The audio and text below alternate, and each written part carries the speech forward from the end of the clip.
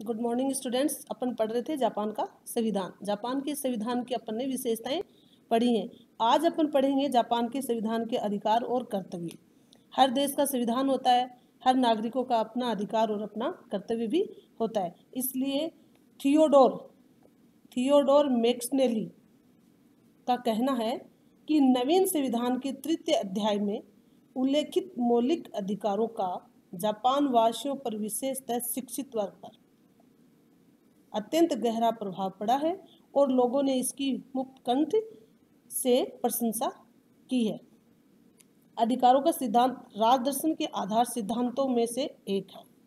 किसी राज्य का क्या स्वरूप है, इसका अनुमान हमें उन अधिकारों द्वारा ही होता है जो राज्य किसी विशेष काल में अपने नागरिकों के लिए सुलभ करा सकता है। राज्य का अस्तित्व केवल इसलिए नहीं होता कि वह नागरिकों से आज्ञा पालन कराता रहे, यानी ये बताया गया है कि राज्य के अंदर यही नहीं होता है कि वह व्यक्ति को उनको कार्य में करवाता रहे और उसे उनके अधिकार और उनके कर्तव्यों के बारे में ही ना बताएं। तो क्या है कि इसलिए नहीं होता है कि वह नागरिकों से आज्ञा पालन कराता रहे, उसे निष्ठा की मांग करता रहे। राज्य का अस्तित्व इसलिए भी होता है कि वह अपने नागरिकों के आत्म विकास के लिए प्रयत्न करे, ऐसी परिस्थितियां उत्पन्न करे जिनसे नागरिकों की अंतर्निहित क्षमताओं का विकास हो। ठीक है, यही परिस्थितियां अधिकार बताई गई है। जापान एक क्या है? आधुनिकतम विकसित राज्य है। जापान एक आधुनिकतम विकसित राज्य है जहां संयुक्त राज्य अमेरिका और ब्रिटेन की शासन व्यवस्था का अद्भुत समागम है।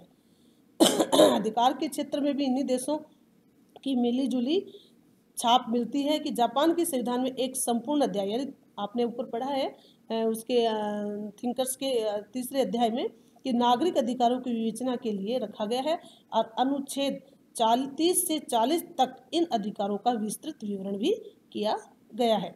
अनेक विद्वान हैं, आप जो ये विद्वानों के नाम लिखोगे उनके जो नाम है, जो उनकी डेफिनेशन है वो सेम वैसी ही आपको लिखनी है, उसमें आपको चेंज नहीं करना है। अनेक विद्वानों ने जापानी संविधान के उस भाग की क्या की है? प्रशंसा की है कि जिसमें नागरिकों के अधिकारों का समावेश है। प्रोफेसर आर्डथ, ये क्योंकि अंग्रेजी थिंकर्स नाम है, विद्वानों के नाम है इसलिए ऐसे ही नाम है इसके। प्रोफेसर आर्डथ वर्कर्स के अनुसार विश्व युद्धोत्तर जापानी लोकतंत्र उन अधिकारों के इर्द गिर्द घूमता है जिन्हें संविधान द्वारा कानूनी मान्यता प्रदान की गई है और जिनको दिन प्रतिदिन के सामाजिक जीवन में स्थान दिया गया है। अगला जो विद्वान है उन्होंने कहा है, थिंकर्स है जॉन मैक्सी के अनुसार यह एक विस्तृत अधिकारों की सूची भी बताई गई है। प्रोफेसर टी केंजो के शब्दों में, अधिकारों और कर्तव्यों का अध्याय परंपरागत अधिकार पत्र में उल्लेखित अधिकारों को ही समाविष्ट नहीं करता, अपितु क्या है? सामाजिक और आर्थिक अधिकारों को मौलिक अधिकारों के रूप में विभूत कर देता है।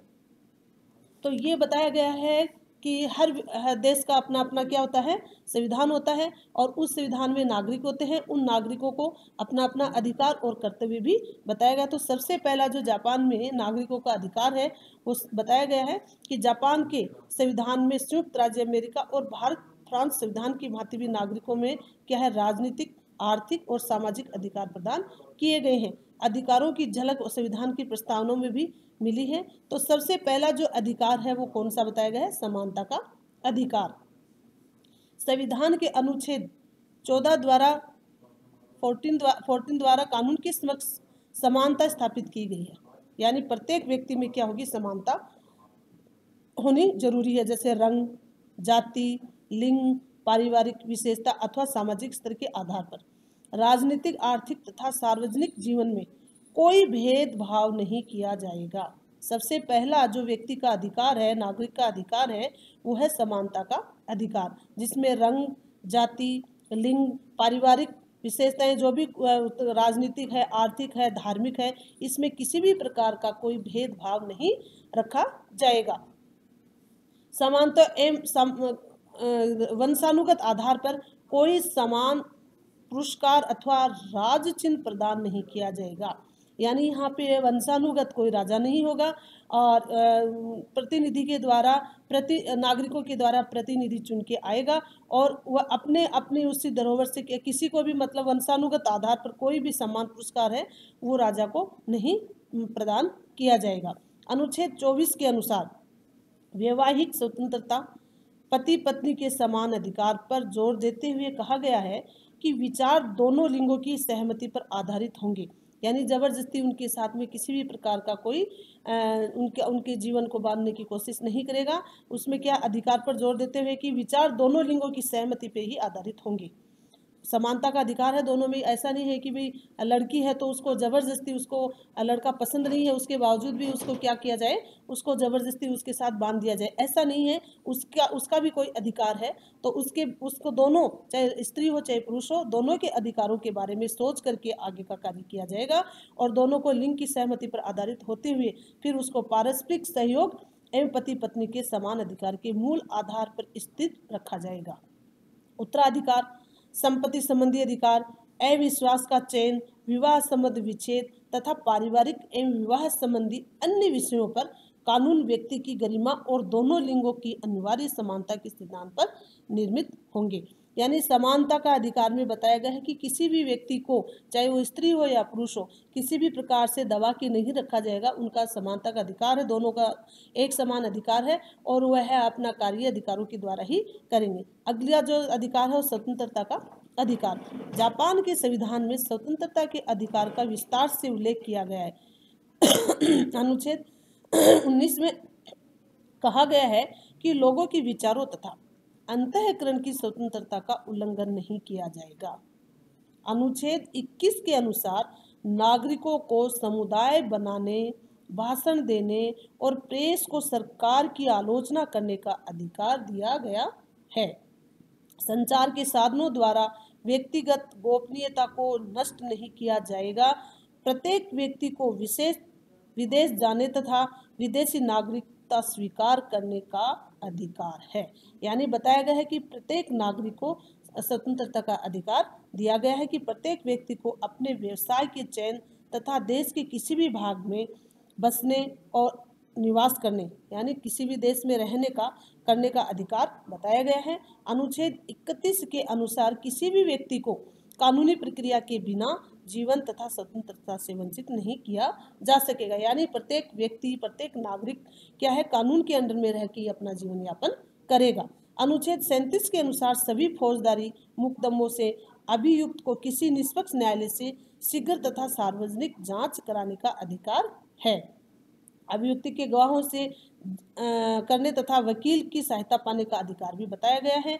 अनुच्छेद 38 के अनुसार किसी भी व्यक्ति को अपने ही विरुद्ध गवाही देने के लिए विवश नहीं किया जाएगा। तो अगला जो अधिकार आप पढ़ रहे हो स्वतंत्रता का अधिकार है। और 39 अनुच्छेद 39 के अनुसार किसी भी व्यक्ति को एक ही अपराध के लिए 2 बार दंडित नहीं किया जा सकेगा। तो ऐसा नहीं है कि भाई यदि कानून को स्वतंत्र किया गया है तो वह नागरिकों को जबरदस्ती उनको अपराध की उसमें उनको अपराधित दंडित किया जाएगा, नहीं। यदि उसने अपराध किया है तो वह क्या करेगा, उस व्यक्ति को एक बार ही अपराध देगा, उसी गलती के लिए उसको दोबारा अपराध नहीं देगा। उसके बारे में भी क्या है, हर नागरिक क्या है, स्वतंत्र है। अगला जो अपना है वो है धार्मिक स्वतंत्रता का अधिकार। अनुच्छेद 20 द्वारा धार्मिक स्वतंत्रता का अधिकार प्रदान किया गया है। संविधान ने लोगों को अंतःकरण की स्वतंत्रता दी है कि राज्य द्वारा किसी भी धार्मिक संगठन को विशेष संरक्षण प्रदान नहीं किया जा सकता। ठीक है, किसी भी व्यक्ति को किसी धार्मिक कार्य, समारोह है अथवा रीति में भाग लेने के लिए बाध्य नहीं किया जा सकता। वो अपनी मर्जी से जा सकता है या नहीं जा सकता, उसको बाध्य नहीं किया जा सकता। राज्य द्वारा धार्मिक शिक्षा प्रदान करने का निषेध है। तो इसलिए अगला जो अपना अधिकार है वो है धार्मिक स्वतंत्रता का अधिकार। यानी धार्मिक में धर्म के अंदर भी हर व्यक्ति को स्वतंत्रता है, उससे जबरदस्ती किसी भी धर्म को, किसी भी समारोह में किसी भी धर्म को अपनाने के लिए उसको बाध्य नहीं किया जा सकता है। अगला जो अधिकार है शोषण के विरुद्ध अधिकार। अनुच्छेद 18 के अनुसार नागरिकों से उनकी इच्छा के विरुद्ध बलपूर्वक लिया हुआ श्रम अपराध माना गया है। यानी उसके इच्छा के विरुद्ध वो यदि उसकी इच्छा तो ही उसे कार्य करवाए, उसकी इच्छा नहीं है तो यदि उसकी इच्छा के बिना यदि उसे कार्य करवाया जाएगा, बलपूर्वक करवाया जाएगा, तो वह अपराध ही माना जाएगा, जो विधि के अनुसार दंडित होगा।